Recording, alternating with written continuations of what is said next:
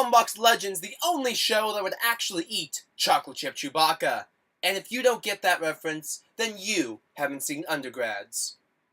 Which, in all honesty, isn't that big of a surprise. But that's why we made this video, to expose the show to others, as well as explain why it's loved on this channel.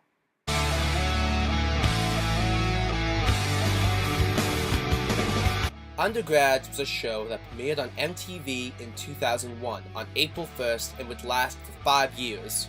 Whoops, typo. I mean 5 months. Yep. The show was cancelled within 1 year and only lasted 1 season, which seems to be the name of the game of many early 2000s MTV shows. Think about it. Spider-Man: The New Adventures, Clone High, Downtown.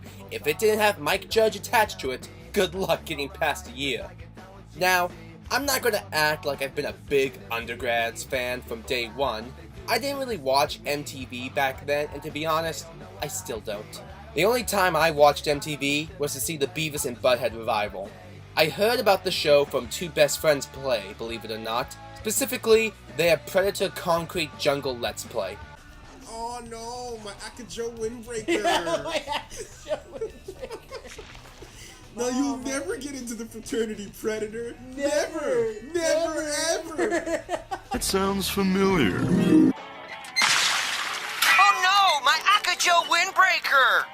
You should have demanded to be hazed. Now you'll never get into the frat. Never. I thought the line was funny enough, and I knew they must be referencing something due to how often they said it. Eventually, my curiosity got the best of me, and I found the source and watched all 13 episodes of Undergrads over the summer. I tried to space them out because I did enjoy the show, and was sadder each time I came closer to that final episode.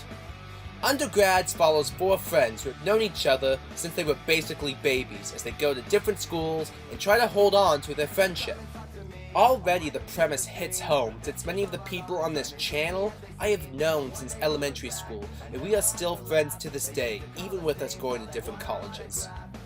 Our protagonists of the show are Cal, a strong-jawed idiot who has girls falling for him with little effort. He also has a tendency to call everyone Guy. Guy. Hey, Guy. Guy.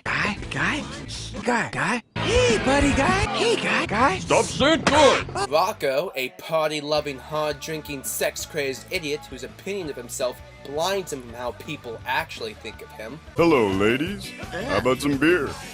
Or perhaps sex? I got my beer goggles on. I bet I look good. Sex now? Gimpy, a nerd stereotype that somehow works. He's got the cliches of being afraid of the outdoors and loving Star Wars, but he's actually enjoyable to watch and not to cringe at. In fact, he's a lot of people's favorite character. What the hell were you guys doing? Hacking into the Ben & Jerry's mainframe and changing Captain Kirk Crunch to Chocolate Chip Chewbacca. And finally, there's Nitz. He's the straight man of the group, who is also struggling of coming into his own at college without his usual group of friends to be with him. Each of the main 4 appear in each episode of the series, but really, Nitz the main star. Every episode is either about him, or he's given the A plot, while Gimpy or Rocco have the B plot line. This can be a little annoying, because the other characters aren't interesting and funny to watch, that you wouldn't mind having an episode focused on them. Who knows?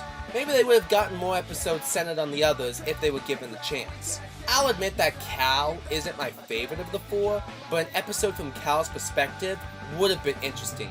Maybe even flashback episodes that gave us more insight into their relationship as friends, especially the friendship that is Cal and Rocco. I'll do whatever you guys tell me to do. Go kill yourself.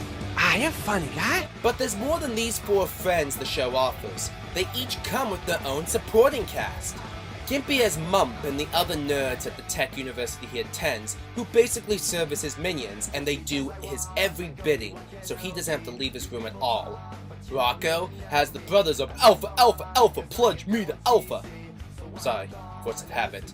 So yeah, Rocco has the brothers of Alpha, who despise Rocco. How did he get membership in there again? Cal has the lovely ladies, who will do anything for him. And then there's Nick's supporting cast, who are a little more fleshed out than the others. mainly Jessie and Kimmy Burton. Kimmy is a girl Nitz has been crushing on for years. Think Marco Diaz and Jenna. Kimmy is an overachieving nice girl who always seems to be busy volunteering and helping out. There is nothing wrong with what she does, but she is so nauseatingly nice that the other characters seem to be annoyed by her and confused why Nitz would drop everything to try to be with her, and I can understand that. Personally, I also have issues with those goody two-shoes love interest character types, which you can tell from my book, The Fictionals and the Book Club Rebellion, since there's also a goody two-shoes character that annoys the main character, and much, much more. At the same time, I'm glad the writers gave her some flaws instead of making her objectively perfect. She is oblivious that the guy she likes is gay, a school carnival falls apart that was under her supervision, and it's implied that she lets other groups she volunteers for down due to spreading herself too thin. The opposite of her, maybe, I don't know. She's definitely more chill than her, I don't know if you'd call it the opposite though, is Jessie. While Kimmy is perfect girl next door, Jessie is a laid-back goth who always wants Nitz to have fun. Probably one of her best moments is helping Nitz's friends convince him to stay for a game of Risk rather than ditching to help Kimmy. That's a true friend right there. Maybe. There are some moments in the show that imply Jessie likes Nitz and wants to be with him, a fact he is oblivious to until the finale, where she pretty much spells it out to him. I say imply because apparently if the show had been renewed for a second season, Kimmy and Jessie would constantly be in competition with each other that eventually becomes a romantic relationship. Wow. If that had happened in the early 2000s of all times, I'm sure that would have gained some attention for MTV. What was great about the series was how real it was. Nitz and Gimpy are shown to not be heavy drinkers, having no interest in drinking beer. I think that's great because A, I can relate to it, and B, it showcases that not every college student is obsessed with beer and girls. Not every student is Rocco. Cartoon shenanigans and cutaways aside, the characters felt real as well as their relationships to each other. They talk like real friends. Sometimes they're jerks to each other, and then in a moment's notice, they're back to being a team. It's even more impressive when you realize that each of the undergrads is voiced by Pete Williams, the creator of the show. I'm building a life-size replica of the Death Star. You know, when this battle station is fully operational. Put on my bathrobe and mellow down easy? Oh, no, it's okay. I don't drink, so maybe I'll absorb the beer through my skin, and then I'll be wasted. We're making television. Wow, watch yourself, Mike Judge. Undergrads was a show that went through a lot of different styles and premieres. For a more in-depth look, check out Autopsy of a Cartoon in the link provided. But the one factor that didn't change was the undergrads themselves. There was one version where they were all going to be a little more nerdy and basically discuss what they like in a reality show / The Office kind of way. From the brief snippet shown in Autopsy video, it seemed like a good idea that I enjoyed, but could see it getting kinda old fast or taken away from the meat of the episode's story. No matter what version of Undergrads went through, it always kept the four friends, because that's, what I feel at least, is what keeps people watching. Because they see their groups, their friends in these four in some way. I know I did, and it's a shame we only got 13 episodes with these four. But you know what? There's kind of a beauty in short-lived shows. It sucks they didn't get a long lifespan, but it's also comforting knowing there is a limited amount of episodes that are all good and allow your mind to wander. What the future could have been. What could have happened. Like an open-world game where you beat the main story, and now, anything is possible. Wait. What? What? What? That's right! Undergrads is not dead! Turns out there's an Undergrads Facebook page that is run by the creator of the show, Pete Williams, where he announced that after years of shopping into other networks, he has regained the rights of Undergrads, and now a movie is not too far off. In a video from July, Williams expressed a potential Kickstarter for the show to go up near the end of summer. I'm writing the script for this August 10th, so hopefully the campaign is coming soon, if not already up. I know I'm going to donate, and I encourage you to do so.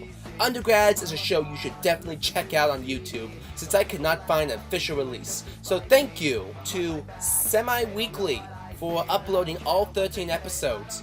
Hopefully, one of the prizes in the campaign is an official release of the series. That's all I have to say about this underrated show called Undergrads. If you wouldn't mind, please leave a like and subscribe, because we have more animated and comic content on the way, and maybe Star Wars stuff for Gimpy. Also, be sure to like Keep Undergrads Alive on Facebook for any and all updates on the revival. Take us away, sweet Charlotte.